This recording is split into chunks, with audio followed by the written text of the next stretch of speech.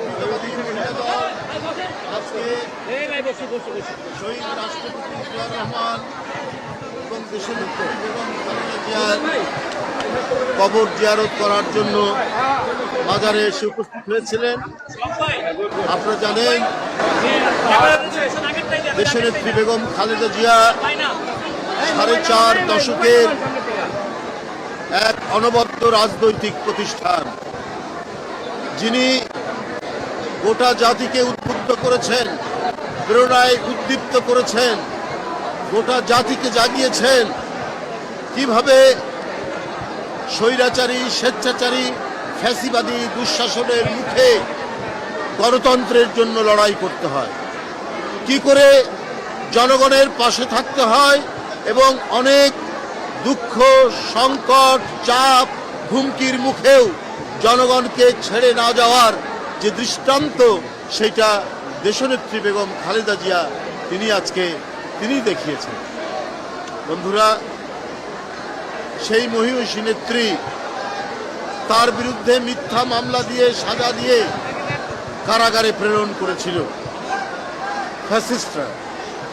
আপনারা দেখেছেন পায়ে হেঁটে তিনি কারাগারের মধ্যে গিয়েছিলেন, কিন্তু সেই কারাগারের মধ্যেই চক্রান্ত হয়েছে, ষড়যন্ত্র হয়েছে, তার চিকিৎসা দিতে দেওয়া হয়নি, তার ভুল চিকিৎসা দেওয়া হয়েছে ইচ্ছাকৃতভাবে, এবং তার খাওয়া এবং অন্যান্য কিছুতেই সন্দেহ রয়ে গেছে।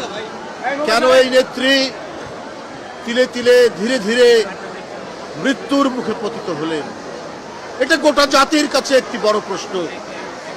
গোটা জাতি আজকে এই প্রশ্ন করছে, যে নেত্রীকে আমরা পায়ে হেঁটে কারাগারের ভিতরে যেতে দেখলাম, সেই নেত্রী হুইল চেয়ারে করে বের হলেন, সেই নেত্রী দিনের পর দিন হাসপাতালে থাকতে হবে কেন? এর মধ্যে অশুভ কারসাজি, এর মধ্যে দেশনেত্রী বেগম জিয়াকে পৃথিবী থেকে সরিয়ে দেওয়ার সকল চক্রান্ত হয়েছে। কিন্তু তার যে অটুট মনোবল, তার যে স্থৈর্য, আত্মসংযম, তার যে সাহস, তার যে দৃঢ় প্রত্যয় যে তাকে কোনো হুমকির মুখে তার জনগণ এবং তার মাটি থেকে সরানো যায় না, তার জ্বলন্ত এক প্রমাণ দেশনেত্রী বেগম খালেদা জিয়া। আমরা তাদেরকে হারিয়েছি।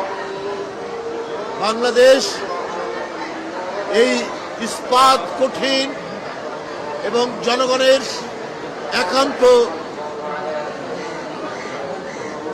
পক্ষের মানুষ, জনগণের নেত্রী, তাকে আমরা হারিয়েছি। আজকে জাতীয়তাবাদী মহিলা দল আফরোজা আব্বাস, সুলতানা আহমেদের নেতৃত্বে তারা এখানে দোয়া করেছেন তার আত্মার মাগফিরাতের জন্য। গোটা জাতি যেখানে কাঁদছে, গোটা জাতির চোখ দিয়ে যখন অশ্রু ঝরছে, তখন আমরা আর কি বলব? কেন এটি হয়েছে? কেন পরশুদিন সারা ঢাকা শহর মানুষের জনস্রোত, জানাজায় আসার যে দৃশ্য আমরা দেখেছি, এটি তো অভূতপূর্ব। আল্লাহ তাকে মহিমান্বিত করেছেন, গৌরবান্বিত করেছেন, জনগণের নেত্রী, গণতন্ত্রের নেত্রী, মানব কল্যাণের নেত্রী। তার বিরুদ্ধে কত কুরুচিপূর্ণ কথা বলা হয়েছে, কত ধরনের তার বিরুদ্ধে নোংরা কথা বলা হয়েছে, কিন্তু তার আত্মসংযমের মধ্যে, তার সজ্জন এবং সুরুচিপূর্ণ কথার মধ্যে দিয়ে তিনি প্রমাণ করেছেন, যারা কুরুচিপূর্ণ কথা বলে তারা জনগণ থেকে ধিক্কৃত হয়, আর যারা সৌজন্যবোধ প্রিয়, যারা হাজার আক্রমণের মুখেও, হাজার বাজে কথা বলার পরেও যিনি একটি মাত্র শব্দ, খারাপ শব্দ, বাজে শব্দ তিনি উচ্চারণ করে না, তাকেই তো আল্লাহ মহিমান্বিত করবে। আজকে দেখুন, পরশুদিন থেকে জনতার ঢল নেমেছে, সারা বাংলাদেশের মানুষ আসছে, দোয়া করছে দেশনেত্রী বেগম খালেদা জিয়া। তাই বন্ধুরা আমার, আমি শুধু এইটুকু কথাই বলতে চাই, জাতীয়তাবাদী মহিলা দল আজকে তারা দোয়া করেছেন, শ্রদ্ধা জানিয়েছেন। এই জাতীয়তাবাদী মহিলা দলকে তিনি খুবই ভালোবাসতেন, তার হাত দিয়েই তৈরি। এখানে যে নেতৃত্ব দাঁড়িয়ে আছে সবই তার তৈরি। তাই বন্ধুরা আমার, বেগম খালেদা জিয়া যে আদর্শ, যে নৈতিকতা, যে অঙ্গীকার জনগণের কাছে দিয়েছিলেন, তার যে রেখে যাওয়া আদর্শ, সেই আদর্শ এত উঁচু মাত্রার নৈতিক বৈশিষ্ট্য ধারণ করে আমরা সেই পথ ধরে, তার দেখানো পথ ধরেই আমরা এগিয়ে যাব।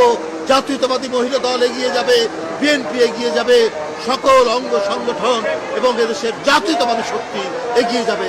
তার দেখানো পথ দিয়ে এগিয়ে গেলেই আমরা গণতন্ত্র সমুন্নত রাখতে পারবো, আমরা দেশের পতাকাকে ধরে রাখতে পারবো, স্বাধীনতাকে ধরে রাখতে পারবো, সার্বভৌমত্বকে ধরে রাখতে পারবো। সুতরাং তিনি যে প্রেরণা, তিনি যে নিজে যন্ত্রণা সহ্য করে, অত্যাচার সহ্য করে তিনি তার পতাকাকে উড্ডীন রেখেছিলেন, সেই দৃষ্টান্তই আমরা অনুসরণ করে আমরা এগিয়ে যাব।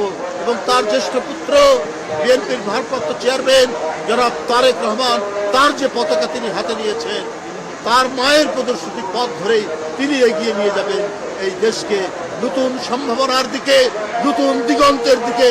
আমরা সেই দিগন্তের দিকে এগিয়ে যাব, যার জন্য প্রায় 40-45 বছর, 46 বছর লড়াই করে গেছেন, নিরন্তর লড়াই করে গেছেন, নিরন্তর সংগ্রাম করে গেছেন বেগম খালেদা জিয়া।